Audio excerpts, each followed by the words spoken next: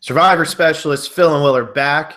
Season 33 of Survivor has not begun. It's the off season has begun. Sorry, Will, you corrected me last time too.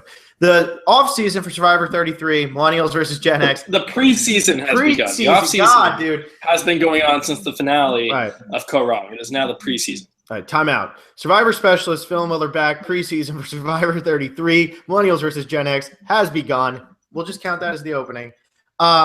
We got our cast today, finally. We don't have to talk about season 34 and the stupid returnees. We get to talk about brand new people, brand new survivors, 20 people. First time they've ever done Millennials versus Gen X. Everybody's playing it up like this is the first time they've ever done the theme. Let's just forget about Nicaragua and pretend they didn't do young versus old there.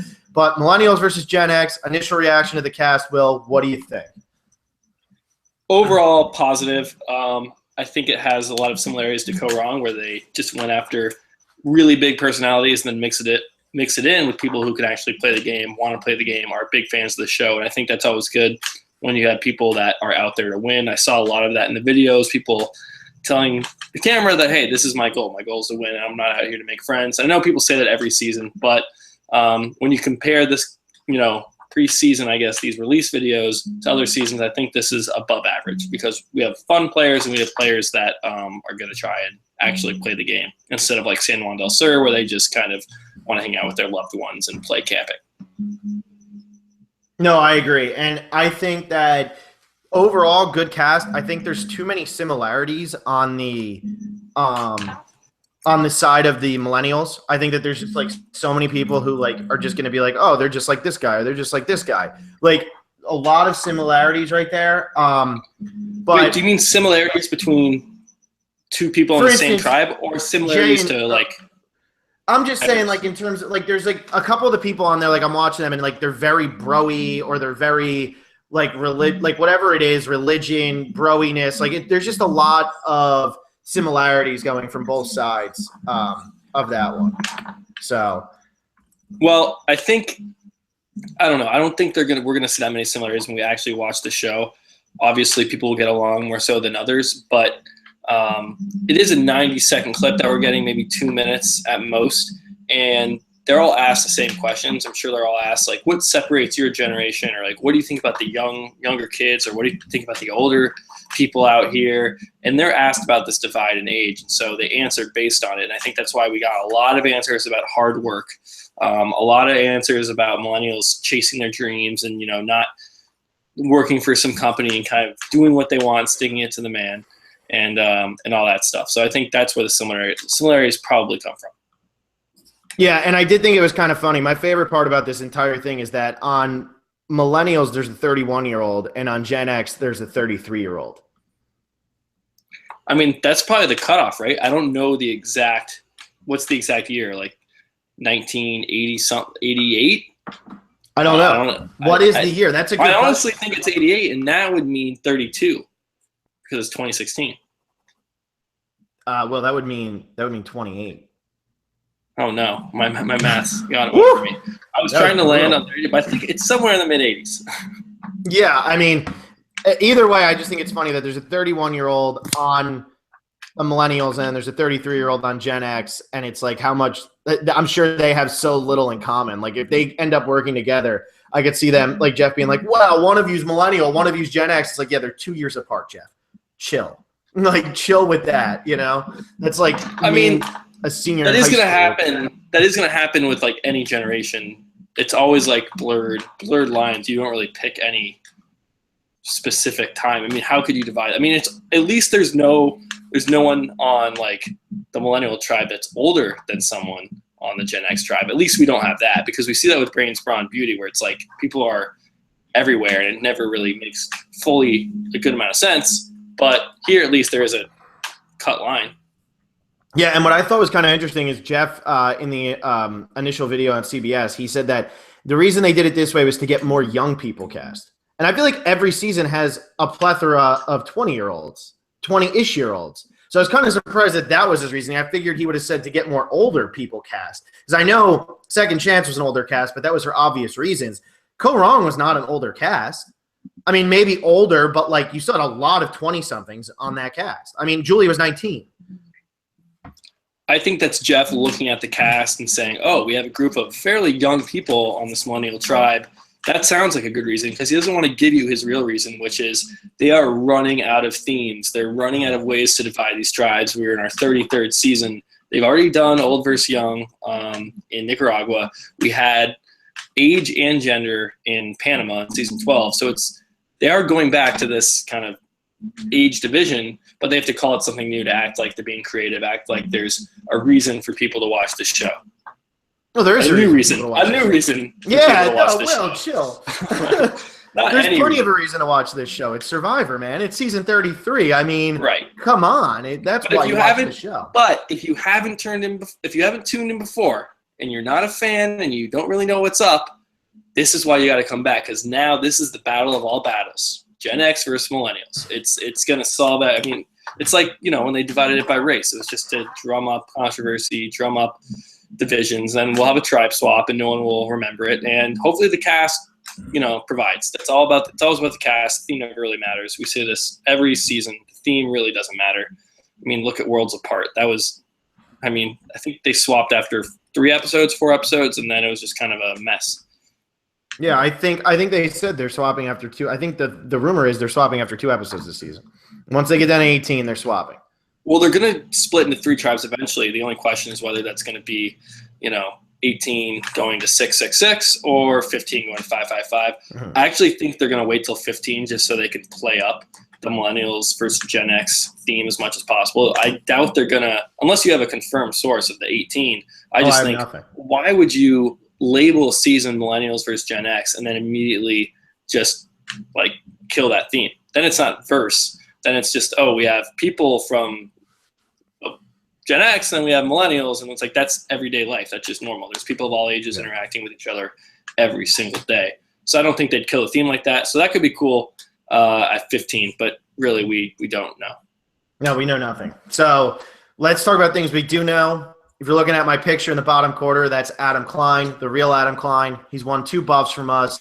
Starting to think only one. Only one buff. Only one? I thought he won the first time. No. He only won one, but unless I think he won twice. Unless he won the very unless he won the very first buff. But I actually reached out to him saying, "Hey, do you want your buff?" Because he won the Co-Wrong Fantasy Challenge, and I never heard from him. Maybe he was out there on the island. So Adam, if you're listening and you want a free buff, not that you need it, probably have your own buff. We still owe you a buff. So it's exciting to have Adam on the show. And you are sure it's the same Adam? We're not just making this up. It's Adam Klein, man. I'm looking at maybe we are making it up, but it sure seems like it's him. I mean, he's from San Francisco. I know the YouTube followers from San Francisco. Huge Survivor fan. I mean, this Adam Klein, I'm looking at his little bio here. San Francisco, California, homeless shelter manager, hobbies, board games, poker, browsing the Survivor subreddit, and travel. I mean, that sounds like somebody who would accidentally stumble across Phil and Will because he was on the Survivor subreddit when we posted to the subreddit originally. Yeah, that's possible. But maybe he only entered the competition and then didn't really listen. He just wanted the free buff. That's possible. Hey, man. It is possible, but ask if Adam, if it is you, man, now you can let us know. Now you can tell us. You couldn't tell us before, but now you can tell us. If it's you, and if it's not you, then this fake Adam Klein can just comment and say, yo, it's me, and we'll have to believe you. So either way, whether it's you or not, comment. Let us know if it's you or not. Yeah, I'm not so much in doubt that he entered the buff contest, which we will get to eventually. Probably in the next couple of weeks, we'll have a buff up for grabs, maybe 2. I am just curious whether he actually listened after the buffs. Who knows? Maybe he commented and I'm not remembering. But let's get into it. Let's start with Adam Klein. I guess. What did you think of his 90-second video? I guess just a precursor before we get into it. We only watched 90 seconds of these people. We're going to judge them very quickly. First impressions. If we're mean to them, we're sorry. If we offend anybody, we're sorry. But we have to at least be honest with our reactions. Adam was somebody I was actually really pleasantly surprised with because the fact that I thought he was one of our followers, I was worried that he was going to be a huge letdown where it's I know this guy, and then it ends up being the most boring human being ever. And actually, I thought that he seemed like a really fun guy who's nerdy, but also just kind of gets the social game. And he seems like he's going to go for it. It seems like this has just been a dream of his forever. And it seems like I can kind of relate to him on that, where it just seems like he really wants to be there and really wants to be out there. And he's going to play the game hard, but he's also going to enjoy the experience. So I actually think Adam – I think Adam got like a thumbs up this time. Hopefully he provides in-game, but he was one of my favorites just from these 90-second videos. Yeah, he seems really intense. He seems ready. He seems excited. If he does end up winning, I think we might have our ever first winner's quote in the bio video. He says he wants to win the $1 million check and then hand it to his mom in the audience. Like, that's a winner quote right there. If they play that in the premiere, people would be, kind of speculating that would mean he wins the game. Because the winner always has some fortuitous quote like that. So maybe he had it all the way back in his bio. Maybe. I mean, you see Adam Klein as somebody who can win the game just based on 90 seconds and whatever else we got. I really can't rule anybody out because I ruled Aubrey out last season and she got all the way to final Chapter Council, got a couple of votes. She played really well. I'm not going to rule anybody out, but initially, yes, I think he can win the game. I think he's definitely there to play. He said money is not his motivation. He just loves the game. Yeah, that's there's a couple people like him on this season too who said that, and it's just good to hear that somebody like that gets on the show. Hopefully he does well. But while you're talking about Aubrey, I think the best comparison, because we both ruled Aubrey out right away last season, the next person we can jump to on the Millennials tribe is Hannah Shapiro, who just seems like she's coming out totally quirky, totally out there. Supposedly she's part of an improv group at UCB out here in West Hollywood. Like, she lives really close to you, I'm pretty sure. Don't go telling people where I live, Phil. Hey, man. Will lives in West Hollywood, everyone, if you're wondering. But yeah, dude, sorry. So she's like from right around this area, and she seems like a comedian. She actually had me laughing really hard, but at the same time, I just feel like the same thing I did with Aubrey, where she's going to come out there and just be super weird. And I didn't get that. With Aubrey, I got that she wouldn't be able to handle it and that she would annoy people. And that never really happened. She had really good social skills, Aubrey did. Hannah seems like she's more with it, and she's just quirky and fun. I didn't get as much of an annoying vibe, and I think I say this, that I use that word a lot in cast assessments, like, how annoying are you? And I said it a lot in our last podcast when we talked about the worst Survivor players to make a finale. I think the simple trait of just being annoying is such a big factor of Survivor, and you might not agree with me, and other people might not agree with me, but if you're annoying, you're not going to be able to win. I don't think she has that annoying factor. Quirky doesn't necessarily mean annoying. No. Actually, it was like, I was going into it, she started talking, Hannah, and I was like expecting her to just say something that just really, all right, I can't really take her seriously. But she never did. She really, I thought, had a good little video. Definitely have higher prospects than I had for Aubrey. Okay, yeah. I mean, I just think that that's like a simple comparison to make just because they are the younger. They're very neurotic. I mean, she's calling herself like a neurotic Jew the entire time. She's hilarious. I think she's funny as hell from this initial thing. I just hope that, like, she does not – like, it's good that she's starting on the Millennials tribe, because I could see, like, her just coming out there and not being annoying necessarily, just being so quirky that some of the older people would be like, what the hell is wrong with this girl? I mean, in her bio here, it says one of her pet peeves is someone who likes to kill people. Not sure why. That's just such a pet peeve of mine. Like, that just seems like something like that, like, older people like wouldn't find as funny as like I think that's really funny, but I could see like an older person being like, what is, like, why are you saying this? Like, and not finding it as fun. Also, people who stick their gum on public benches or fart in small elevators.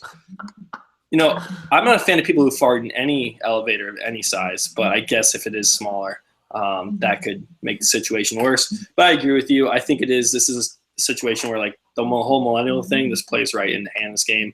I liked her. So I think we're 2 for 2 in people that we like, and you think Hannah has a shot to win?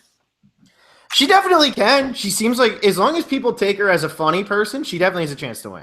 If they take her as, oh God, she's too out there, then no, she has no chance to win. But I think that if she's doing improv groups and stuff like that in Hollywood, you have like your own little quirks, but then you also like have like, you have to be somewhat social. Otherwise nobody's going to either see your show or you're not going to get into that situation. So right. I believe my only fear with the whole comedy improv thing is that she's trying to build herself up as a comedian, and she will use Survivor as a platform to launch her own career. And maybe winning the game isn't her primary goal. I don't want to accuse her of that yet. I'm saying that is surely a possibility. You see actors or like fake actors, models, people that are just really trying to build their own brand and image come on to Survivor. You often see that with recruits. I think she said she was a big fan though. So that is comforting to know that she's been watching the game for a while. She said she used to do funny things like stick worms and Oreos and stuff when they had gross food challenges. So at least there's that fandom there, and she isn't just a comedy person looking to start her career. Could happen. Yeah. But this is just how things work out. If somehow she makes it to a swap or a merge or something along with David, she might get herself a job because David writes comedy. So, like, how does that work out for her? You know what I mean? Like, she goes on the show. Maybe she is trying to launch her own career, but then she could end up on the same tribe at some point as a TV comedy writer. Like, that would just be like, God damn it, I want to be on Survivor. Yeah, right. And what another great segue you've just made, Phil. I don't know if you intended to do it, but let's hop right into David. What show does David write for? I heard Family Guy in there. I'm sure he writes for others, but I heard Family Guy. I think I've heard of that show. Maybe. I might have. I'm not sure. He seems like he's screwed, but he seems like the amount of time he's going to be in there, he's going to be a lot of fun. But he seems like he's screwed. He seems like he's going to be way too worried going into this game and like not social enough. But it seems like his confessionals are going to be fun because he's going to be funny and so paranoid about coming across like an idiot. Yeah, I have two things that I think, don't really look so good for David heading in. One is his voice. For some reason, the voice always kind of comes up for us in these cast assessment videos. I remember we said Mike had a really, I don't know if we said annoying voice, but he had a very interesting voice in Worlds Apart, and we brought that up in our cast assessment. Hey, he goes on to win the game. But his voice, did you find his voice a little bit irritating? It's a very high-pitched, a bit squeaky. I didn't find it. He has a comedian's voice, to be honest. Right. And not saying that's a bad thing, but when you pair that with 24/7, no food, and you just have someone, when they say anything, I could say, I love you, Phil, you're my favorite friend in the world, and even that makes you want to kill yourself, then that's not going to help in this game. And again, we only got 90 seconds, but that kind of stood out to me. Maybe we should rank the winners by their voices and see maybe if people who have annoying voices can even win this game. I don't really know if it's happened. Again, Mike, I don't know if you call it annoying. It was just really, really husky. And then he started off saying, like, everything about Survivor is things that he tries to avoid. He started saying camping, physical activity, the outdoors, all that stuff. I was like, okay, well, that's fine, right? Like, you cannot be a camper and you get thrown at Survivor. Everyone around you doesn't really know what they're doing. You can bond over that. But then he said socially, he doesn't like going out. He doesn't like going to bars. He just tossed in everything else. I was like, okay, well, if you can't do physical or social and your voice is annoying, then I don't really know how good of a shot you really have. So this might be the first person that I say they do not have a shot to win the game. No. And it would be no fun. It would be no fun if we just went through and said, well, they all can win. Let's give everybody like a potential winner medal. No, there's plenty of people I don't think can win. I do think David can win, though, because it doesn't matter how annoying your voice is.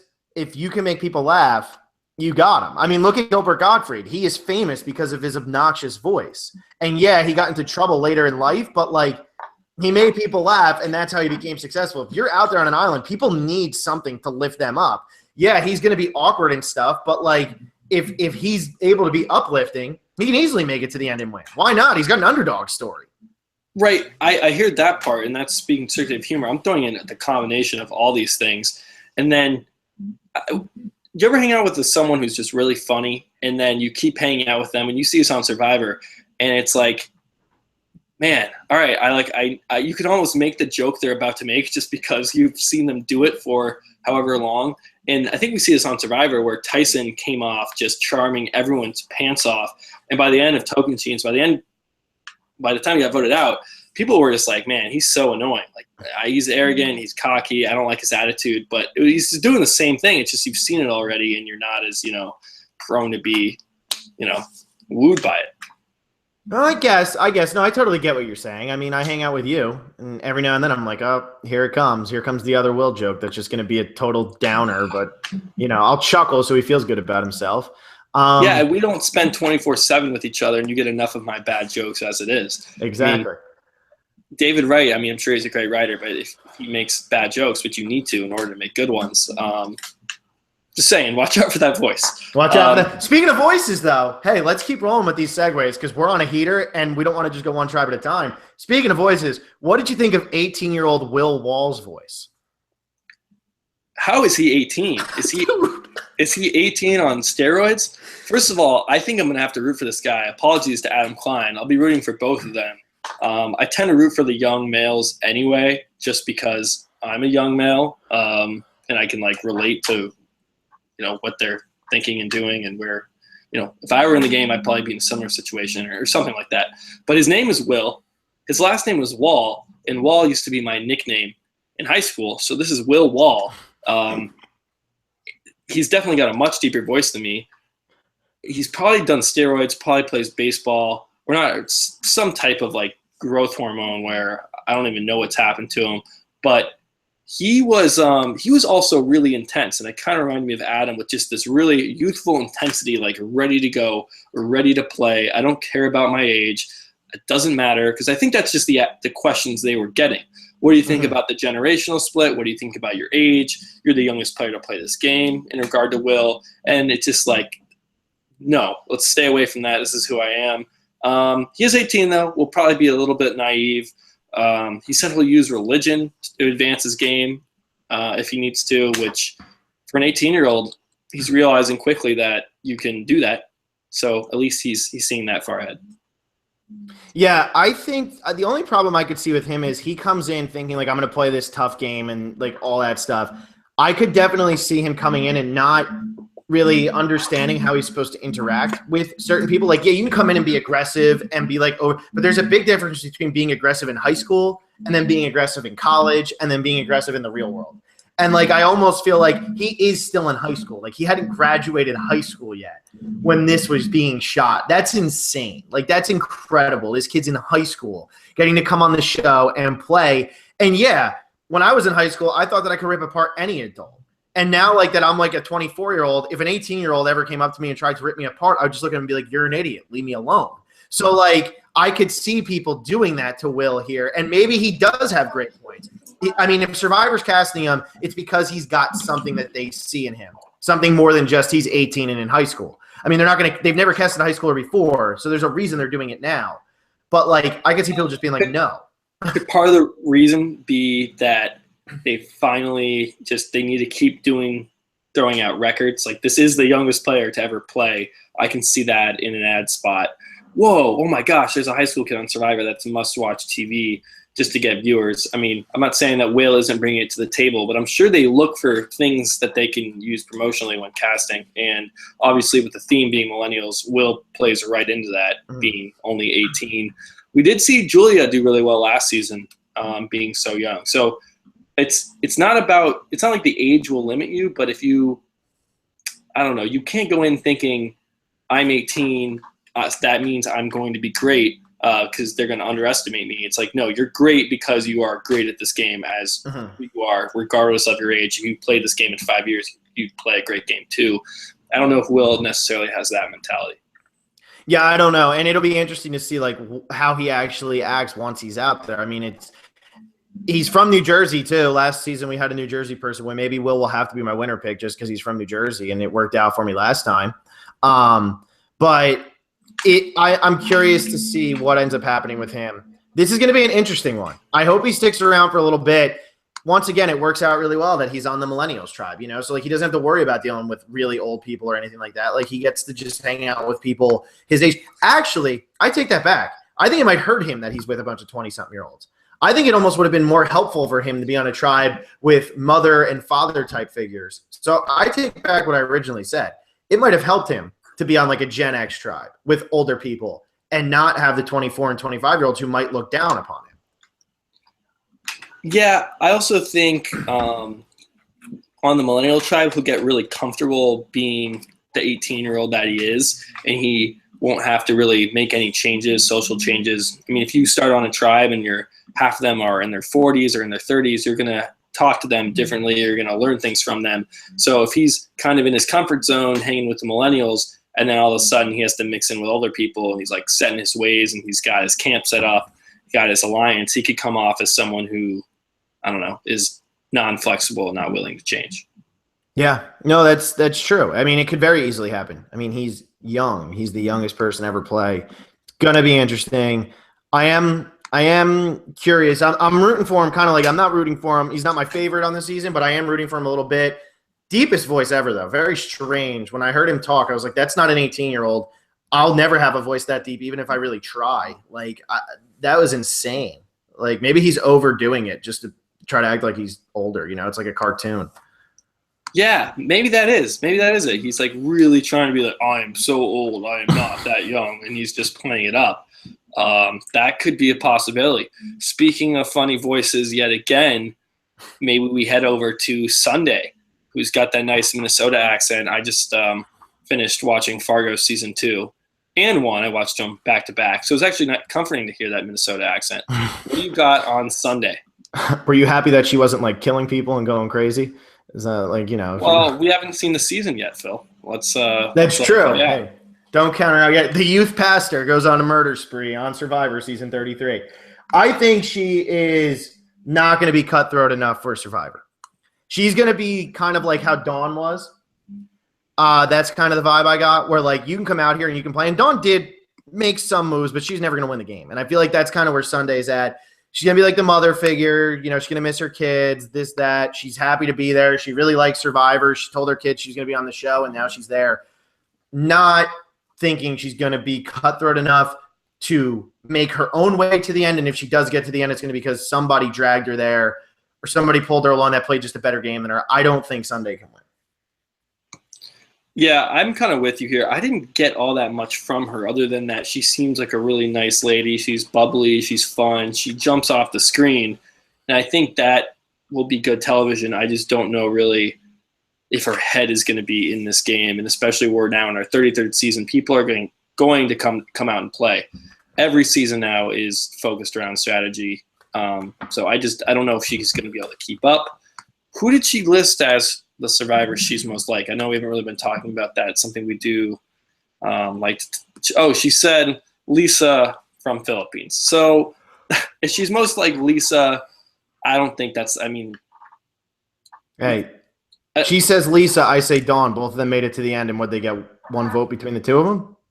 Yeah, she actually looks like Kathy a lot in her cast photo on CBS's website. So it would have been cool if she had said Kathy, because that's from season 4 and season 8, and would show maybe that she's a fan and understands the game.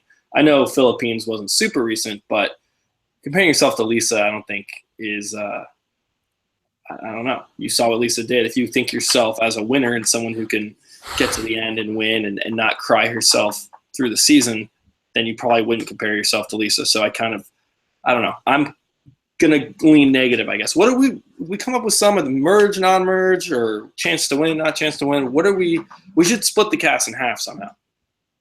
Right? Well, we should. No? I mean, we should probably split them in half by their tribes, if that's what you mean. But no, I mean, once we review them, or we're putting them into 2 camps. I agree. I think Sunday's early boot. I think that, or she's either going to be, the thing with Sunday is she's either going to be early boot, or she's going to make it like all the way to the end and just get no votes. It's like she's almost going to be like the Will Sims, the Lisa, the Dawn, like where you never have a chance to win, and either you fit in and everybody likes you as the mother type, or you don't fit in at all and everybody just votes you out right away because you're not that useful around camp, other than the fact that you're motherly. All right, I'm on board with that one. That sounds good to me. We'll place her in the camp, whatever that camp is. The can't win, won't win. I mean, and then if you want to keep going, since she's a youth pastor, if you want to go to a youthful pastor's daughter, we could jump to Michelle, who I think from her video, and this is only from seeing a minute and a half, but I'm going to be ruthlessly mean, might be the most boring person they've ever put on the show from this minute and a half. I was so bored. So bored. I almost fell asleep in a minute and a half. Like, I'm going to play that tonight before I go to sleep, and I'm going to pass right out. Like, I was so bored. I don't know. It was hard to get bored in such a short time span, but I guess that's what you're saying, that's how boring she is. I don't know. I guess this was another player I just didn't get much from, and she grew up with the church. She said she wants to use her flirt card. She actually seems a little bit ditzy too, like the Michelle who won last season. I think the biggest thing working against Michelle is that a Michelle just won season 32. There's no way we're having back-to-back Michelle winners. I mean, there's no way that happens. It's just I'll give her no chance. You can call it now, but I mean, there's no way. And the problem, I think what's going to end up doing Michelle in, and this is just based on who she's on a tribe with and hearing some of them talk, this is a very religious cast, but she's going to be too religious for them. And it almost seems like she's conflicted. She said that, she grew up in a very religious family. She kind of like was, what do you call it? She was a little bit of like a bad rebel. girl. What was the word? She said rebel. Rebel, thank you. She was a little bit of a rebel, and then she like found God, this, that, and everything. And it almost seems like she wants to go back to the rebellious side once she gets out onto this island. If she's saying she's like going to flirt with people and whatever, like Didn't she say she had a boyfriend or a husband? Yeah, she has a boyfriend, but what is she going out there to flirt if she has a boyfriend and she's super religious? Like I had friends back in high school who were like super religious, and like once you let them off that leash of like their parents are watching or like their church is watching, all of a sudden they just went crazy, and you're like, what is going on? Like they just let loose. Like it's like the Rumspringa thing, the weekend for the Amish people. They go wild because it's like their last chance to do anything or something. I don't know. They celebrate very, very hard. I see what you're saying. Yeah, overall, she didn't jump off the screen for me. Kind of goes into what you're saying, that she's boring. We'll put her in the won't win camp. Yeah. I mean, she's just kind of bland. She's pretty good looking, so I guess that's why they put her on, but she was bland. I really thought she was bland. God, now hold on. We got to think of what the segue is. Hang on. Yeah, I was gonna say you said let's go. I'm like, I hope you have something planned. Oh wait, no, I don't have one yet. So we'll just keep going. Yeah, she's from Washington. She does. She says the one cool thing is that she likes nature, exploring, rock climbing, slacklining, and Catan expansions. Does that mean Settlers of Catan? I don't know, but I hope you have a segue coming up here because I'm done talking about this boring piece of drywall. Oh well, I just like Settlers of Catan. So sorry, I didn't realize that was gonna be it. Yeah, I guess the best here's a really good segue. Since she was boring, let's jump to somebody else who I thought was boring. Is that a segue? Does that work? Can we do that? Of course, that's a segue. But the more we talk about it, the more it isn't. Oh, okay. Well, I'm going to go to Rachel, and I don't know if you're going to agree with me, but I'm going to go to Rachel, 37, on the Gen X tribe. She's really good looking, but I thought she was like a robot. She had like no emotion. She seems like dumb to me. She just seems dumb. I mean, she said she wrote a book that's a New York Times bestseller, and then says, I co-authored it with 8 other people. I mean, that made me laugh. It's like, you wrote a book with 8 other people? And then she goes on, maybe it was each person shared a personal story. I don't know. I don't want to take anything away from her. She is a New York Times bestselling author. But she just seems really nice and has like a good, like, I don't know, a little good spirit, but that's not going to do any good in Survivor. I don't think she's going to be able to think far ahead. I think she might be friendly, might make some friends. Definitely won't win. Yeah, her laugh was annoying too. So yeah, everything was really. I didn't like Rachel really at all. She was a former Playboy model. I guess that kind of helped her get on. But I mean, she's going to look good in a bikini. She's just not. She doesn't seem that interesting, like at all. I was not a fan. Came across very boring. I definitely put her in the can't win category. Definitely. Yeah, it's another one of those players. They can high school kid meets Playboy model, and then it's like, what would happen to Will? God. Would Will just pass out like if he met her? Maybe, dude. I don't know. Maybe he'd yell at her with his voice.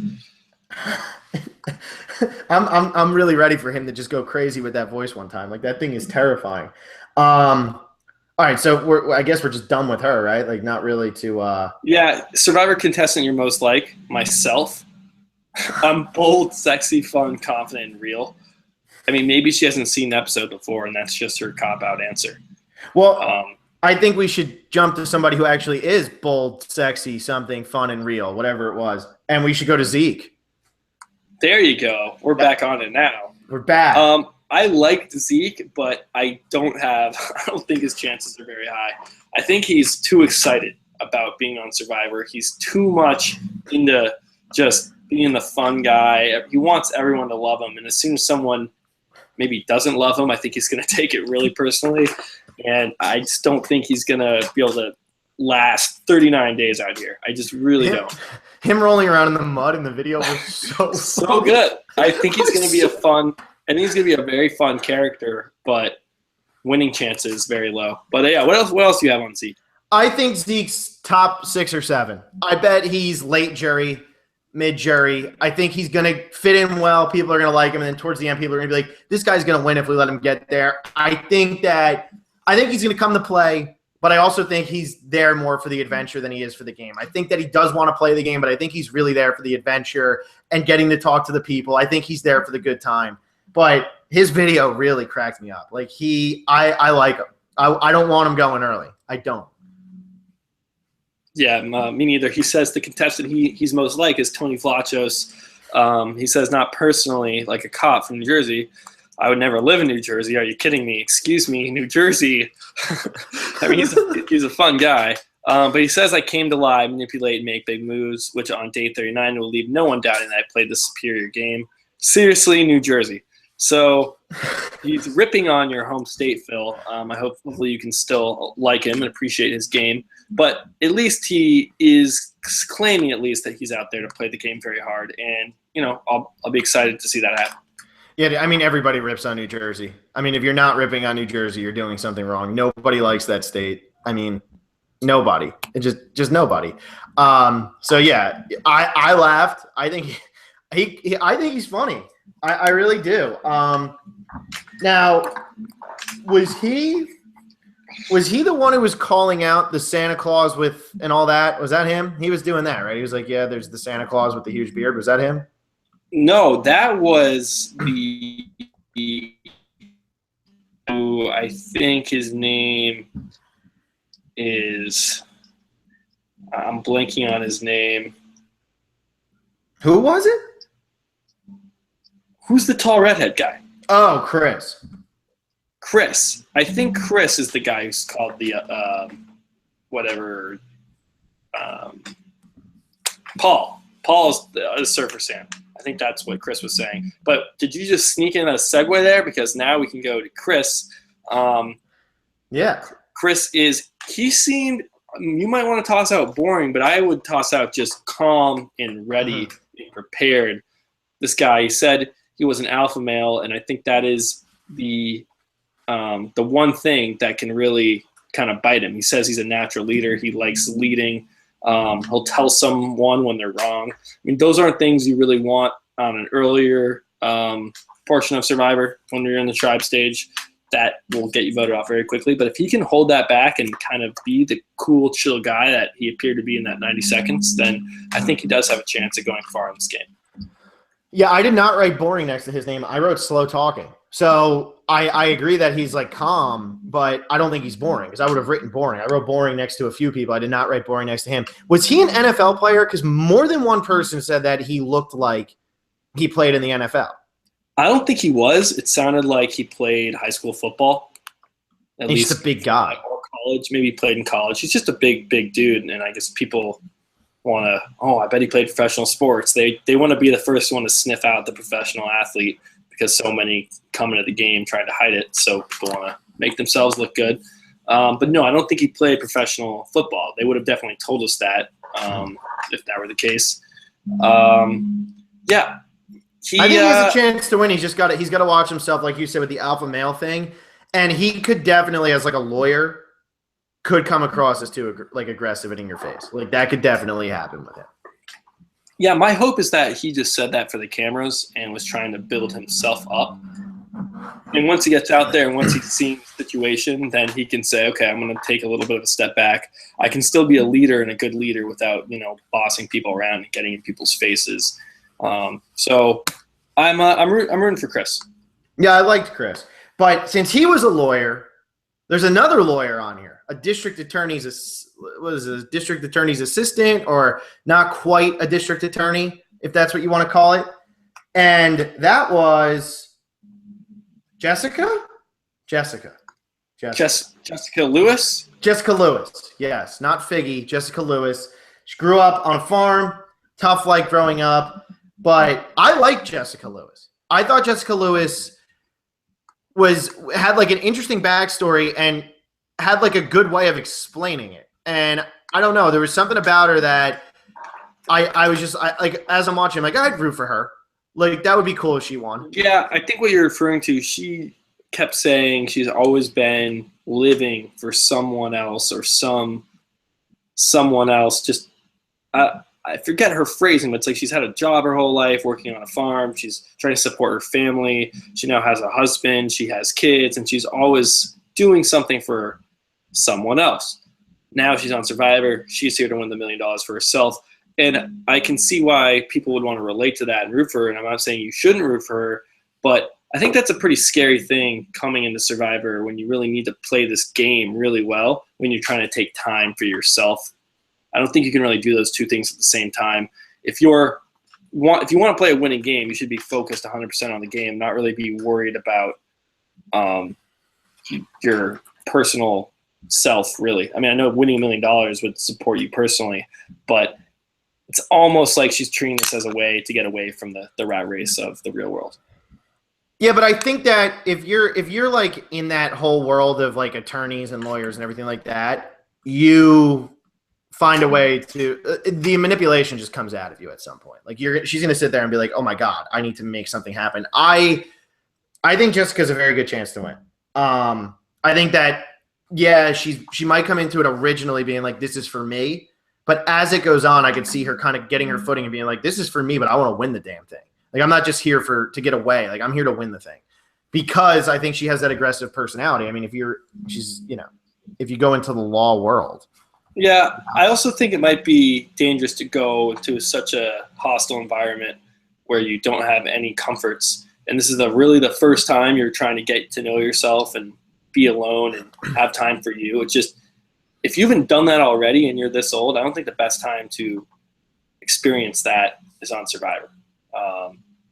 And I could be completely off here, but if I were someone who just is constantly around other people and around my family and friends and had kids, and that's all I really worried about and cared about, then you go on an island, that's going to be a shock. And when you have that shock in addition to the physical shock, the hunger and everything else, the challenges, it just could add up really quick for her. I agree. I mean, we'll see how it goes. She could go one way or the other, but so could everybody here. Of course they could. Yeah, it's impossible to say right now. So let's go to the other Jessica, dude. Let's go to Figgy. Segueing like crazy. I have nothing on Figgy. I thought she was likable, but that's all I wrote. I have nothing else to say about her. If she has some game wits to her and it's just has a little bit of that kind of extra bite that's needed to really win this game, I think she's got a really solid personality. She doesn't seem like she's going to tick people off. I think this is another person where starting on the Millennial tribe is really, really going to help their chances. She can, I think, get along with them great, and then I think she can probably relate to adults just because she has a good smile and a good attitude. I mean, that's pretty much what I had for Figgy. Nothing major. I'm not going to put her as my winner pick, but she seems fun. Yeah, I think that she could be very likable on this season. I didn't get enough from her that makes me be like yes or no. Like I'm so in the middle on her. I think she's likable, but I'm so in the middle on her. I don't know what we're gonna see from her. I can't even guess. So I'm very up in the air on Figgy. Right. The only thing that worried me was she said she doesn't really have any secrets. Just shows her hand. She tells it how it is. And this could be a stretch on my part, but maybe she'll have a tough time lying. She might be one of those people like Grant from Cagayan who goes, "Nope, we're voting you out. That's how it is. I'm sorry. You should thank me for telling you and being honest, and then let's just go to tribal." And then no, everything blows up in her face. I can see something like that happening with Figgy where she's just straight up all the time. No, that's true. I mean, it definitely could happen. But like I said, I don't really have anything else to say about her. I think we just jump to the next nickname. Go for it. Cici. Figgy to Cici. Cici is, hang on, I got to actually find it. I want to say it. Cici is a insurance adjuster from Granada Hills, California, who came from Buffalo. I really liked Cici at first, and then she started talking about how like her ex said she had like multiple personalities, and then I got worried that, oh no, does that mean that she's going to have like this bad side to her that's going to come out when she's hungry? Because she seemed fine in this video. I actually really, really liked Cici. She was like one of my favorites until she said the multiple personality thing.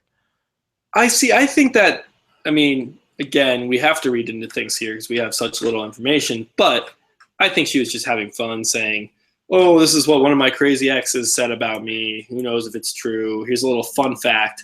You know when you like go around in a circle at, I don't know, summer camp or retreat, or it's your first day at work or an orientation or something, you just go around, you have to have like a fun fact about you, or say something secret, or I don't know. It was one of those off the cuff things. I would not read too much into it. I disagree with you that I liked her at first. She actually grew on me as her video went on. At first I thought she was way too nice, way too just, wow, you're not cut out for Survivor. And then she kind of turned it and said, you know, I can read people, I have to deal with insurance claims, I have to be able to tell the truth, to see if people are lying. There's obviously tons of fraud in insurance. So I think she does have the ability to read people like she says she does. And if that's masked by her really kind of genuine personality that comes right off, then that's a really good thing for her. I don't want to make a winner pick yet, but she, I think, would be up there. She's for close. Me as someone who I think really has a good shot to win this game. She seems like she has all those intangibles of being a Survivor winner. I think that by the end of this video, I think at the end of the cast assessment, we normally do make a winner pick. We just never stick with it. But like we normally do say like who you think's going to win, and then we're allowed to back out of it. Yeah, I haven't read every single bio, and I've only watched the videos once. And we're always getting more interviews and more promo stuff as it goes on. So yeah, I won't lock it in, but right now, I mean, but it's hard. It's like I want Adam Klein to win. It'd be fun if we had Adam Klein as our winner pick, but you know, or Will, because I'm Will. But for now, it's like I'll go with Cici as my winner pick. Okay. And I may stick with it. Who knows? I think we both stuck with Jen and Worlds Apart. I think I stuck with Michelle last time. I mean, this is another cast. This reminds me a lot of Korong, where it's very hard to separate any of these people from each other in terms of like, wow, that seems like a great player and a great personality. Like, it's really hard to figure that out from these little stupid videos. Of course. And I like how you brought up Michelle and that you predicted her win, and then you skipped to Jen, or you were at Jen, but you just totally skipped season 31 when I predicted Jamie correctly. So you went from season 30 to season 32. So you knew Jeremy coming in. You know my point. My point is, with the little information, with Jen, we both guessed and we were both wrong. With the little information with Michelle, I was right. You know, you changed yours last time. I think you went from Liz to Anna. Great move. At least she was 2 spots better. You know, at least you got that. I had Alicia there at some point, I think. I had no clue. You were great. I had no clue. This is your redemption season. So we were at Cici. Okay. Who else isn't going by their real name? Jay, Mr. Justin guy. He's not going by his real name either. What's his name? Justin Starr from Fort Lauderdale, Florida. Real estate agent. I thought this guy was the coolest guy, and he comes across a little bro-y and like could be a little douchey. But for some reason when he's talking, like, you just look at him and you're like, he doesn't mean for it to ever come across that way. Like, I really, like, if I had to pick somebody, I would say Jay from the initial thing is the guy I think will do the best. And then I think there's a girl who I think will actually win the game, at least my winner pick. But I think Jay's the guy who I see going the furthest out of all the guys, even though normally I would say that guy has no chance. He seems like a chiller. He almost seems like a Frosty type guy or something like that. You know what I mean? Yeah, I really liked him. I just couldn't tell if he was being like really genuine and saying he's good at manipulating people, or he's just stupid and doesn't see it and doesn't see that what he tries doesn't work. I have no idea. This is someone who could be incredibly good at Survivor or incredibly dumb, and I can't really tell. I mean, I could see him coming out and being someone like Drew Christie. He didn't come off that way in the video, But again, the video can go either way. It can make someone look better than they are, and it can make someone look worse than they are. So I'm with you with Jay that I liked him. I can see him being great, but there's a chance he falls flat in his face. And with a lot of people, like Cici, I don't think she's going to fall flat in her face. She's going to have a shot when she gets out there. Jay might not even have a shot, and we don't know it yet. It's possible, but I don't know. There was something about it all seemed so sincere, even like when it seemed like it should have been coming across poorly. It was coming across as a positive, sincere, even when he was saying I hate religion, I can't stand it. And this is where I think Michelle's in trouble. It's because I think Jay is more likable than Michelle is. Yeah, I just think he has a sparkle in his eye, and you just can't stop thinking about him. He's gorgeous. He's your crush for this season, I think. He's my crush for this season. I went from Michelle to him. I don't really have a crush this season at all. I mean, I wish we could have had Liz last season and Anna this season, so I could have one crush per season. But there's no one here really doing it for me all that much. No, nobody jumped out to me here. It's a good point. There's none where I was like, man, she's my girl this season. She's the one for me. If I had been on that Survivor season, we'd wind up like Rob and Amber, Yeah, I guess the closest was probably Figgy. Because she was like, I don't have a boyfriend and this and whatever. But even she wasn't she's great. I mean, we liked Jen a lot. And then and then last season we all had 15 of them. So this is a little disappointing. You know what? I hate this cast. That is the big downfall from this cast, that there is no one there's no one that I'll be in the tree with. Nobody really grinds your gears here. Let's see. Let's jump from Jay. Dude, we're just running out of options here. I'm almost out. Tate Lord. Yeah, I was gonna say Taylor. See, this works because Taylor's a bro too, and I think Taylor comes across as the dumber bro. As the more people aren't going to be able to associate with him as much as they do with Jay. I totally see what you're saying. I think both have the potential to be douchey dumb, and both have the potential to be actually really, if they can be genuine and we're just seeing this side of them because it's 90 seconds. I mean, again, I'm actually having a hard time even distinguishing these guys. I'm going to look up Taylor's bio now just so I have some more info on him as well. Yeah, I just Taylor seems like him and Jay might hang out at the beginning, but it also seems like people are going to be like, well, Jay's a lot cooler than Taylor. I feel like that's just where it's going to come from. Yeah, I mean, it's funny that we have Jay and Taylor, and then we also have Adam and Will, and those are just all four young. I'm not saying they're all the same, but pretty similar guys to be on one tribe. Usually you have your two young guys, two on each tribe. Now we have four of them, ready to go. Taylor says he is most like Wu from Cagayan. Which is bad. Because I'm tricky and funny, but if it came to it, I would not let another castaway walk off with my money. He was saying he is saying Wu, but he wouldn't have Tony walked away. So he's like Wu in that way, but that's how he's different.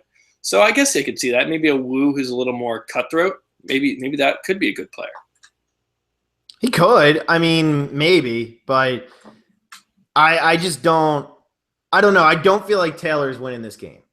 I'm not getting any type of winner vibe from him at all. Jay could win. I don't think Taylor can. I love this. This is Taylor's answer to why do you think you'll survive Survivor? I make friends easy.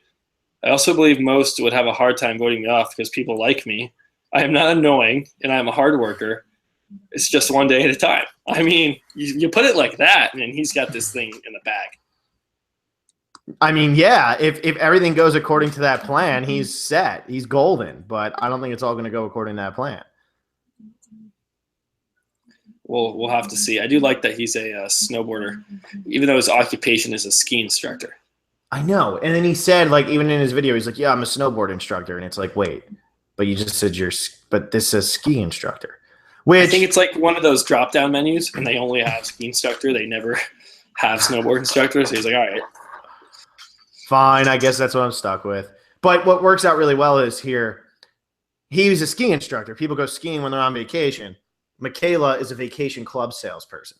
So look at how that just worked, huh? You like that one? We're really grabbing here. Michaela Bradshaw, Fort Worth, Texas, Vacation Club sales. Is this your girl? Because I like this girl. I think I love Michaela. Yeah, I had a feeling I love she was gonna be your pick. She's great.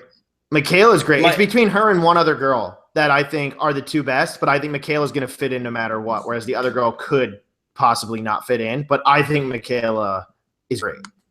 I got really good vibes from her. My only problem that I could see is that she rubs people the wrong way because she is on she's on the Millennial tribe, and it doesn't seem like she has the Millennial kind of vibe and spirituality. It's a great freeze. I don't know what happened. Wow, we were doing really good. Put people off. Dude, you just completely cut out. I didn't hear a word. Didn't hear anything. Okay. I might put some people off just because she doesn't have that Millennial mentality. Can you hear me? No, I can hear you. I don't think she has the Millennial mentality either, which is kind of weird because she's actually one of the younger people. She's only 25, but she does come across as older.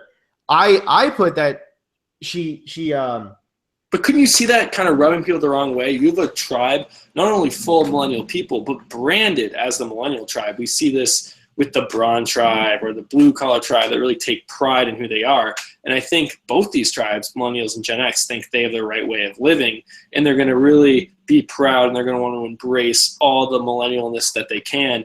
And I don't think Michaela so much fits into that. It's almost like Darnell being on the Bronze tribe last season, and he went out first because he really just never had a shot because he wasn't a Bronze. And if Michaela isn't at all a Millennial and she gets stuck on this Millennial tribe, that could be a real problem for her. Very true. No, very true. That's why I love Michaela, but it's between her and, well, since we're out of segues, I'll just say it's between her and Mary as my two favorite female players. And Mary. I thought it was Mari. Mary. You want to scream Mary for everybody here real quick? Mary. Mary's one of your favorite names, one of your favorite great inside joke. Anyway, Mary. Well, it's my mother's name, actually. Is it your mother's name? It's spelled regularly. This is Mari. It's got to be Mari. Either way, ballerina and video game person. What is it? Video game professional. YouTuber. Yeah. Yeah. Dude, I think she could be fantastic. At first, I was like, oh, God, she's 31. She's the oldest one on this tribe. And then I find out she plays the video games. I'm like, okay, cool. Now people will probably like her if they do like the video games, which this whole group doesn't really seem like the gaming type. They seem more like the outdoorsy type. But still, you have somebody like Hannah who's probably played her fair share of video games and stuff like that. But then I got a little worried, is she going to be able to handle outside? And when she brought up the ballerina stuff, I thought that was a perfect example of she's well-rounded as anything. I think she's great. Yeah, because ballerinas are known, if not anything else, they're known to go camping. And no, they're known to be putting through miserable shit. Have you seen Black Swan? Every ballerina hates everything. That's why she quit, though. She couldn't handle it. She quit being a ballerina so that she could sit on her ass and play video games all day. Which I respect. You got to know your limits, but at the same time, she knows she can go through it. I quit running. I used to run, but I quit that. I respect it. No, I really do. I do like Mari. I don't know what to call her. She seems like tons of fun. A YouTube gamer is definitely a millennial profession, so I don't, like you said, I don't worry about the whole that she's the oldest person on the Millennial tribe. And when you said at the start we have someone who's 31 and then someone who's 33, how are you even differentiating between these people? If this is a 31-year-old, then I see why that's the case. Yes, but it's funny because now let's go right to the 33-year-old Ken Mcnichol. He's a model, but so his profession isn't necessarily more of a Gen X thing, but he does have a 4.5-year-old daughter, and this guy seems like he's been through a lot in his life. I like him. I just don't know if he almost seems like he could come across as a coach if he starts getting too preachy. Not as crazy as coach, but he seems like he's been through so much. He lived off the grid for 5 years, finds out he has a daughter and comes back, and he's always helping homeless people. It seems like he's been through a lot, and it seems like he has sort of a dark past that led him to where he was. So I totally get why he's Gen X and Mary is millennial, even though they're only 2 years apart. So even if the whole age thing isn't what they're using as the cutoff necessarily, I see why. Yeah, I got weird vibes from this guy, and I don't want to put him down after only 90 seconds. But man, something wasn't right with him. And I think you're right. He's got a really dark past. He has some secrets, and I think someone like this, it almost reminded me of Nick a little bit from last season. You just look at him, and it's like, I can't trust this guy. I cannot trust you, and that's just by looking at him and hearing him speak. Maybe he is trustworthy. Maybe he'll go far in this game, but I don't see him really making that strong of bonds. And he worries me. I don't think he's going to go that far. I see. I think that he could go either way. So I feel like he is Nick though. I feel like he's going to get 10th or 11th place. Like maybe he's not. Like I feel like he's going to fit in enough. He's going to be strong enough. He's going to be likable enough. And then at one point, everybody's going to be like, all right, time to get rid of Ken. See you, Ken. Like I feel like that's what his path is in this game. Yep, that can very well be the case. So he's a model. Models diet so they can look good. Lucy is a dietitian. See, we're just rolling, man. I'm rolling. Lucy, the dietitian. What did you think of Lucy?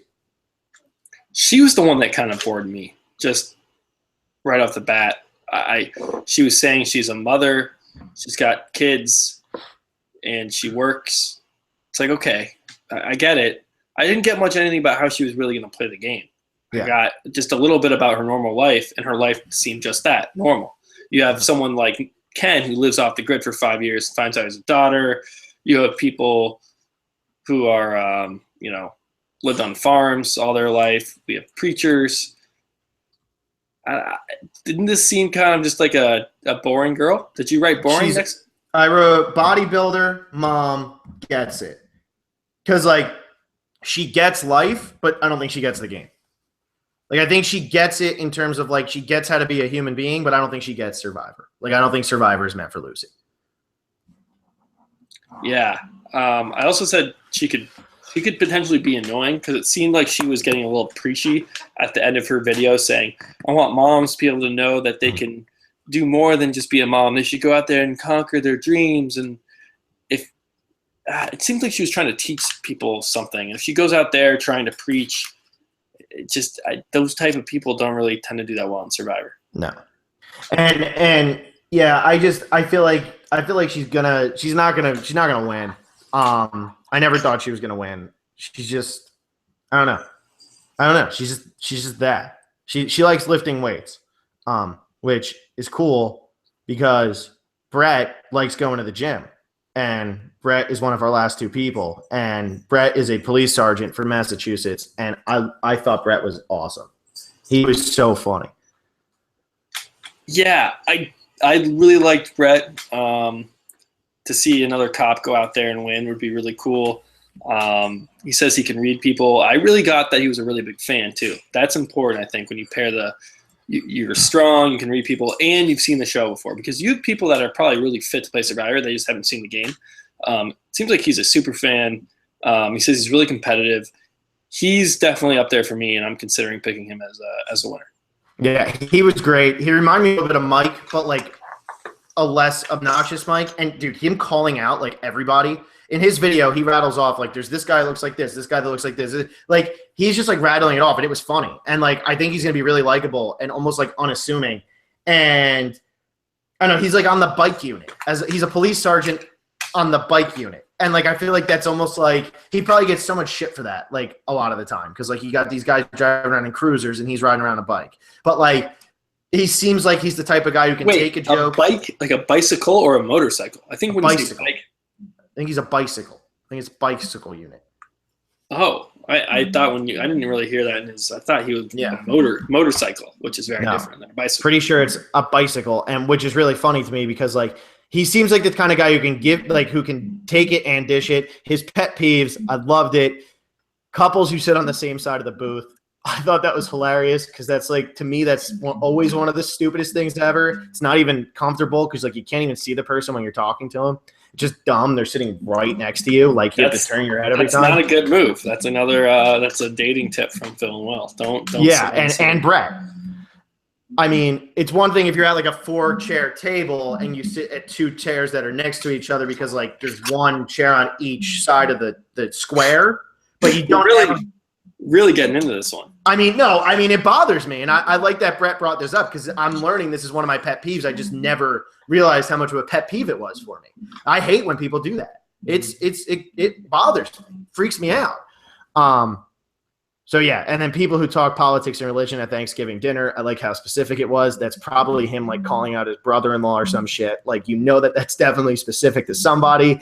And bullies, which is the most unspecific thing in the world. So I'm a big Brett fan. I like Brett a lot. Right, and you know who probably was accused of being a bully at some point in his life, but really is just a giant teddy bear, is Paul. And we got through everyone. We got through all of them. Paul is the rocker mechanic treasure hunter teddy bear that I'm referring to, and he seems like he's a bundle of fun, but he listed one of the worst traits you can have as a Survivor player. Says it's hard to shut him up. Mm-hmm. He says that if someone tells him to shut up, he tells them to stop breathing because him talking is as breathing is to almost everyone else. So if he's going to be talking nonstop, then I can see him getting voted out very, very early. Maybe he gets tired and lethargic and his mouth won't move because he's so tired, and that saves his game, and then everyone loves the teddy bear and he kicks ass and has some strategy. But I don't think things look good for Paul. Is he going to be like Jimmy T? Jimmy T was incredibly liked before he got out there, and he's incredibly liked once he got off the show. But when he was on the show, nobody could stand Jimmy T. I got a lot of Jimmy T vibes. That's a very good comparison there. Put me in, coach. And what season was that? Nicaragua, old versus young. But they've never done the old versus young thing before. No, this is a brand new theme. Brand new. Brand spanking new. Not like anything they've ever done. That's Paul. I mean, I don't think Paul ever wins the game. Paul could maybe pull a Big Tom and get 4th place, but Paul never wins the game. Right. That's the cast. We didn't go super in depth. And I'm glad we didn't really go through everyone's bio and just spend more time than we needed to, because we are going to be talking about this cast a bunch. We're going to hopefully get our prop bet game going for a buff. We're going to do the boot list game. We're going to do fantasy. We're going to do the eliminator. So much fantasy Survivor. It's going to be too much. You're not going to be able to keep track of it because we can barely keep track of it. Yeah. But we will get to that. Phil, are you ready for comments? Yeah, man. Let's jump to comments. I want to find the Steel Punch here. Oh, Steel Punch is back. Yeah, is it really the real Adam Klein? I mean, we think so. We'll find out. Jimmy O'Connor, this assessment will be my first video I'm watching from college. He goes to Kennesaw State now in Georgia. So anybody at Kennesaw State who wants to watch, you're getting a shout out because you go to Kennesaw State. I've never been to Kennesaw State, but whatever. I mean, that's cool. You know, Jimmy O'Connor, congrats on going to Kennesaw State, getting into college. Yeah, and still watching Phil and Will. That's what's important. I agree. And Curtis, the question of all questions, Will, are the comments from last time going to be read on this podcast, or is that for a whole nother podcast? We were considering doing them in this one, but then, I don't know, some people probably saw that we started and then everything went to hell with the technical stuff. So we had to actually restart this podcast. This is our second take. We only got like 5 minutes in on the first one before everything. It was awful, though. It was awful, but we did have to restart and set up, and then it was getting late. We will do a comments cast where we will get into all of those comments about the worst player to make the merge or to make the finale. I'm sorry. If you haven't watched that video yet, go check out that video. We did that last week where Phil and I have pretty different lists of players who we thought are the worst players to make the finale of a season. But we will get to those comments. If you haven't commented, the good thing is if you haven't commented yet and you want to leave your opinion or you want to completely disagree, which a lot of people do, you can go do that now, and then we'll read the comment some point later. It will happen. Yeah. Very good. Very good. And Curtis again. Ken Mcnichol is totally Nick 2.0. Taylor seems like Brandon from Guatemala, sweet and charming. I don't see too much of Brandon in Taylor. I think that Taylor is a little more out there than Brandon. Brandon was very reserved. But I definitely – you called it with the Ken Nick thing. I mean, she said it first, but you also said it, you know. I promise I did not steal that from her comment. I hope not. Giovanni Orianna, do you think season 33 will be more like Panama or Nicaragua? Actually, probably more like Panama. I think we had some people comparing themselves to Cici. I think we have a young people. We could see an Aris come out for sure. Definitely some crazy people like Courtney. Does Figgy and Courtney, do they kind of match up? No one can compare to Shane. But I would definitely go with Panama more so than Nicaragua. Just from first glance. See, I'm actually going to say Nicaragua just because we had the Paul to Jimmy T comparison. Some of these younger guys remind me of like the Fabio, Chase, that type of thing where like there's like methodical and like not. And the older people I feel like are more interesting than the younger people on this season. And I also feel like the younger people are going to do better than the older people, which is exactly how Nicaragua went. Got it. I can see both. Maybe that will be something at the end of the season we'll have to readdress. Yeah. And Curtis, I don't think Michelle and Sunday are going to do well. Just a hunch. I agree. I don't think either of them are very good. Two of my least favorites from the cast, to be honest. I like Sunday. I just don't think she has the best chance. Like you said, she could go really far. Giovanni Orianna. I think Will already did this, but we can ask again. Will, can you do an impression of Will from this season? Oh, I just really want to play Survivor. I know I'm going to win. I'm the best. I think you did better the first time. Yeah. Giovanni, if you two were on the Millennials tribe, who would you align with? Oh, I'd align with Phil. I think they meant from this cast, man. Come on. I know. Come on, Will. I like snowboarding, so maybe Taylor, we could talk some shredding and plan a future snowboard trip. I mean, I always go for the best-looking person on the tribe, so I'd probably go Jay. You'd probably go Will. No, definitely Jay, unless you mean you, Will, not other Will. I meant me. I would go. It would be Jay. I'd probably get along with Hannah, I feel like, and Adam Klein just seems like a likable guy too. Like those would probably be the three. I think Zeke, I would like never want to get on his bad side, but I also don't think I would align with him. I feel like I would be like more like watching him. I could see Adam, Taylor, Jay, myself having like a great alliance. Yeah. I'm telling you, dude, you would end up pulling in Hannah too because she's got like the weird humor personality like I'd pull in Hannah, maybe Figgy early on.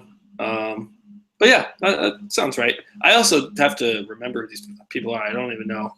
I actually like what's that? Michaela Hawkins. I like her a lot too. It would be good to bring her in because she's different energy than a normal millennial. True. Giovanni, are you going to root for Adam? Obviously. I mean, if it is the real Adam, he watches us. Why would we not root for him? Right. And then when he wins, we can have the interview. Like he'll obviously have to do the press stuff, the official press stuff. But then after, he doesn't have to do anything. And he can say, you know what, anyone who wants to talk Survivor, they're going to have to – or hear me talk about Survivor, they're going to have to watch Phil and Will, the Survivor specialist, and he can come on here. We haven't had a Survivor on yet. Maybe can we lock him down in contract so he can't do anybody else's podcast other than the ones he has to do? Yeah. Like he's not allowed to do D&D. He's not allowed to do like Purple Rock. He's got to only do Phil and Will. Can we get him in contract? That would be awesome. Let's make it happen. Giovanni Orianna. Yeah, Adam, come on, man. Giovanni Orianna, which Gen X member has the best chance of going far and winning the game? I think we both kind of said Brett, right? I like Cici. She's my winner pick. Yeah. So for now, very early on. But yeah, Cici and Brett are, I think, our two favorites. From that tribe. I like David, but I don't think he's going to make it that far. I think he's going to be way over his head. And Curtis, my favorites go to Taylor, obviously. Cici, Hannah seems perky, Adam, and Zeke. Other than Taylor, I think that's pretty accurate. It's good that she got Adam in there. Yeah. And then her least favorites are Figgy, David, because he creeps her out, Rachel, and Lucy. Totally agree with Rachel and Lucy. Figgy and David, I liked. Figgy, I'm like whatever on at this point. I just think David does. It's not that I didn't like David. It's just I don't think he has a good chance. Yeah. Giovanni, Orianna. My favorites are Adam, Hannah, Zeke, Chris, Rachel, and Lucy. Shocked by the Lucy and Rachel ones. Yeah. I really didn't get anything from Lucy. And I'm having trouble remembering who Rachel is now. Yeah, Rachel. Yeah, exactly. Jessica Lewis followed us. So there we go. First Survivor of the year to follow us. We liked her, right? Miller. Yeah, I did. So that's good. And she followed us. Maybe she listened, and maybe she knows that I liked her. Larry Miller, will Chris be the new Chris Daughtry? That's interesting, but I think Chris Daughtry was a little more of a gung-ho guy. Yeah, he's more high energy. Chris is kind of chill. If Chris has a wit on him, like a game brain, he can do very, very well. Mm-hmm. I can see him subtly controlling the game. My only fear is that he'll be a little bit too outspoken and try to lead too much. Yeah, I could see that. Larry Miller, will Michelle win like Fitzgerald? Absolutely not. Michelle Fitzgerald, greatest player of all time. This Michelle has nothing on that Michelle. Nothing, ever. Just not going to happen. You have to make sure that you say you're kidding because people will joke. Oh, yeah, I'm kidding. Jesus. Why did everybody will actually sit here and be like, can't believe Phil said Michelle's the greatest player of all time. Well, then now you have to say that you still think she deserves to win. She does, but she's not the greatest player of all time. She's the best Michelle to ever play the game, that's for sure. And this new Michelle isn't going to hold a candle to her. It's a shame this Michelle has to follow up Michelle Fitzgerald because it's a very hard name to follow. Right. Well told, huh? Everyone's going to say, I can't believe Phil said Michelle's the best player ever. This is going to be on CNN tomorrow. Like Phil says, and it's going to be the clip of me saying Michelle's the best player ever. And then they just cut me off. Let's see here. Larry Miller, what if the winner – oh, never mind. We're not reading that because I think that might only be a question because of who might be on the next season. So let's not go there. Giovanni Orianna, since Adam Klein is a fan of yours, do you think he'll let you guys interview him after the season? I mean, sure hope so. He better. I mean, come on.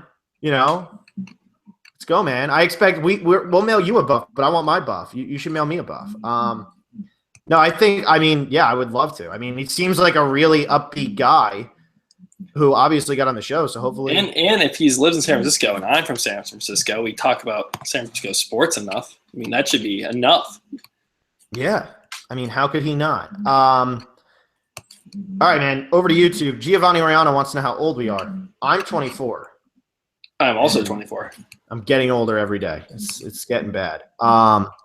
Henry Alford. Best part of meeting the cast was reading Justin's bio where he said the survivors he was most like were Russell, Hans, and Wu. I then spent 10 minutes trying to picture a mix of Russell and Wu. No luck.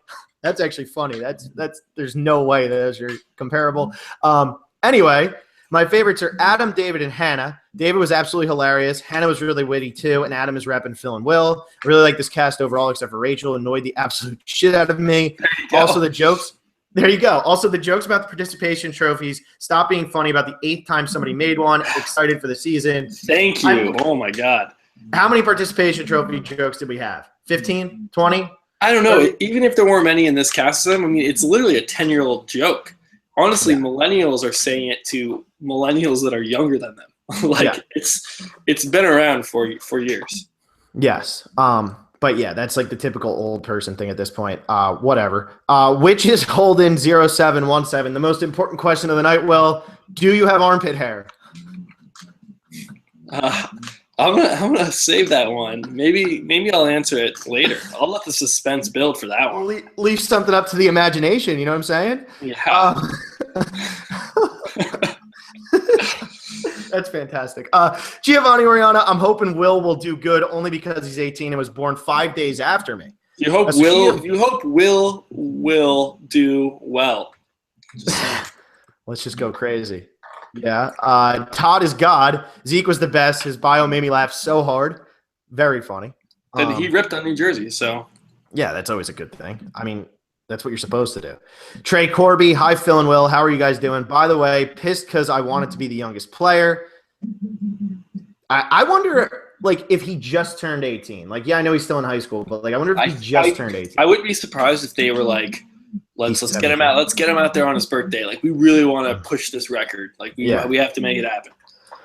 Until eventually they have 6-year-olds playing the game, starving out on the island. Yeah.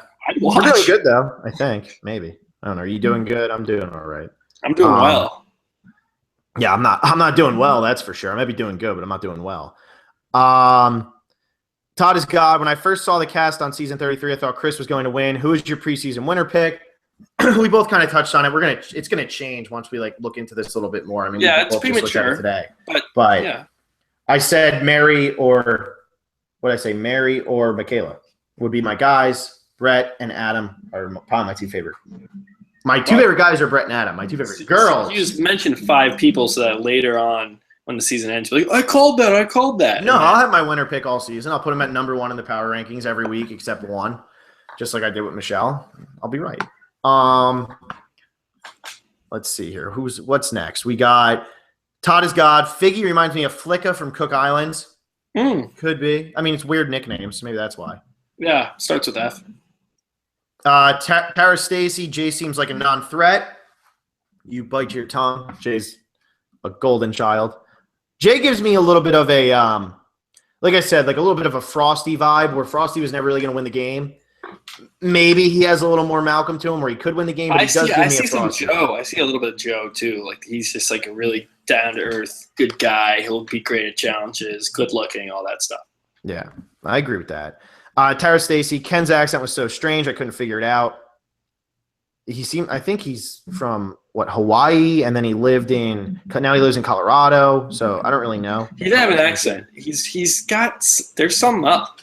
So he'll whip something out on that show. Like I used to be a serial killer, but I found God or something. Damn, dude. Yeah, maybe he'll it's gonna be like the Robert Durst thing. Like he's gonna act. Who's the born again Christian? Who was that? Was that Michelle? Maybe. Or yeah, I think it was. I don't know. Boosh Bear, new favorite name on here. Do you guys think Will is going to play too hard and not have his ego in check? It seems to me that he will have little self-awareness and be out early. Definitely could happen. Mm-hmm. That's a possibility. Very possible because he could just play too hard, and I wouldn't be surprised if he did. When you're in high school, you think you can dominate anybody, and then all of a sudden you hit the real world, and you're like, "Wow, I was an asshole in high school." So like maybe Will comes across that way. Maybe Will's not like me and Will at all, and Will is like his own Will, and he will do what he wants to do. He will. Tara Stacy, do you think the Gen X tribe will have a division because of the huge age gaps? That's a good point too. With the Millennials tribe, everybody's pretty much in their 20s. With the other tribe, you got 30s. You got Paul, who's 52. Ken is 33. You got some people in their 40s. And, like, in those ages, people start to differ from other people that are only a few ages apart from them, as opposed to in your 20s, where a 23-year-old and a 27-year-old might have a lot more in common than, like, a 45-year-old and a 42-year-old. Does that make sense? I don't know. It really depends on the people. The age is it's just an arbitrary number attached to you based on how many times the Earth has revolved around the sun. Like it doesn't define who you are.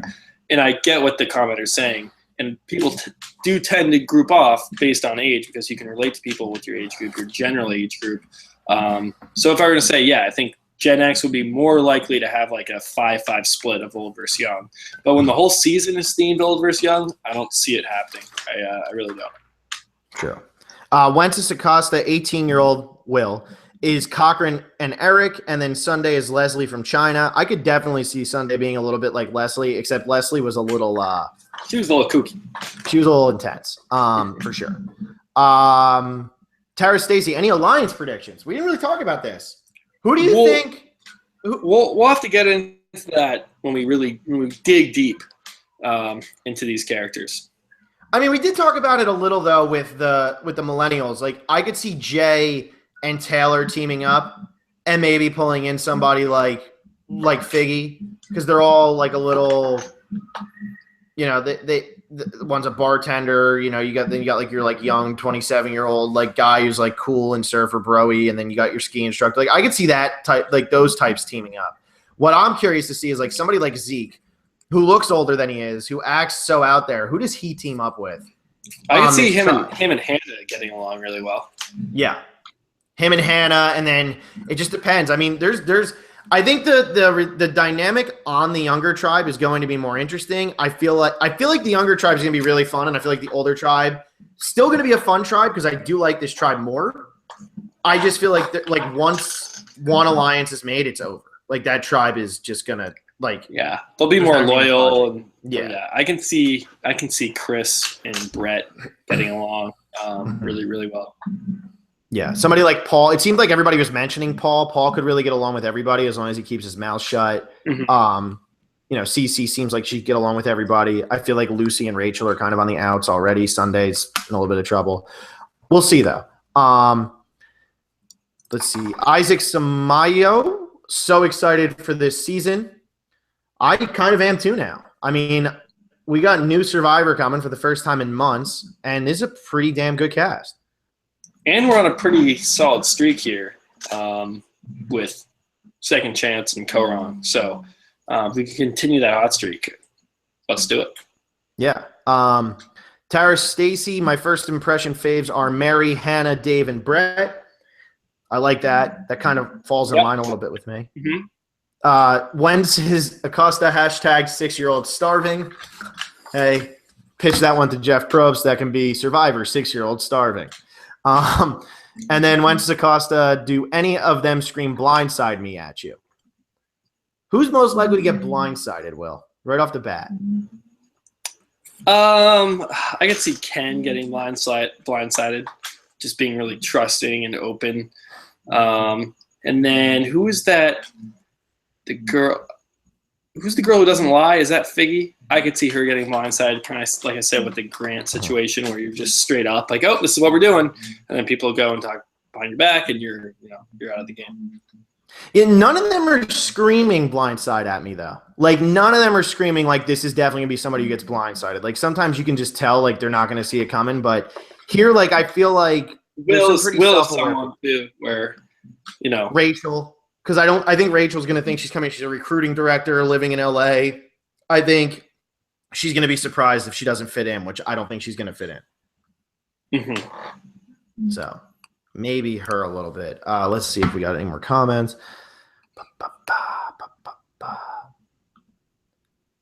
And then Tara Stacy just says Rachel is my first boot prediction. So that's really it. Those are all the comments. You got a first boot prediction, and that'll be our last thing for this cast assessment. If you had to pick one of these 20, who's your first boot prediction? Only in the cast let me see. I'm just gonna look at a picture of everybody and just kind of. First boot is so tough. Let's go with. Let's go with Jessica, just out of nowhere, just because why not? Wow. See, I'm going Sunday. I think it's going to be Sunday. All right. Right now. I like Jessica. She followed us, but, I mean, because she followed us, that put her name in my memory, and I couldn't really think of anyone. The only people I can remember are the people I like. So, yeah. So, I mean. There you go. Yeah, man, this was crazy. I mean, we got this, 12 hours ago, and now here we are just, rattling off as much as we can about them. We know the whole boot list now because we can predict everything. Yeah, now we know it all. All right, yeah, so that's really it for our cast assessment. We're going to have so much coming up with this season. Like you said earlier, fantasy game, bootless game, prop bet game. We have a lot going on. Power rankings, obviously, which probably won't start until after the season starts. We're going to do that comment podcast, guys. We are going to do it. I know we've lied to you in the past. We're not lying to you here. We're going to do that podcast. It's going to happen because we like talking about that. Me and him disagreed a lot. We talked for a while afterwards about why we were each idiots. I pretty much won like always, but that's it. You got anything else, Will? You got anything else on the season 33 cast? No, I mean, yeah, comment your comments. Talk. You guys can, if we're not here to read your comments, each other can read them and reply to each other, and Yeah. Getting civil disagreements. But yeah, other than that, that's it. If you follow us on Twitter, throw us everywhere. I'm going to post this video on Twitter after it's all fully loaded. And yeah, how about you retweet it? Or you can retweet it, you can favorite it, you can like the video if you want, you can subscribe to the channel if you want. So we ask that you do all those things to help us out as we rev up for a nice preseason of fantasy games, and then we'll get going in the premiere in September. All right, is that it, Phil? That's it, man.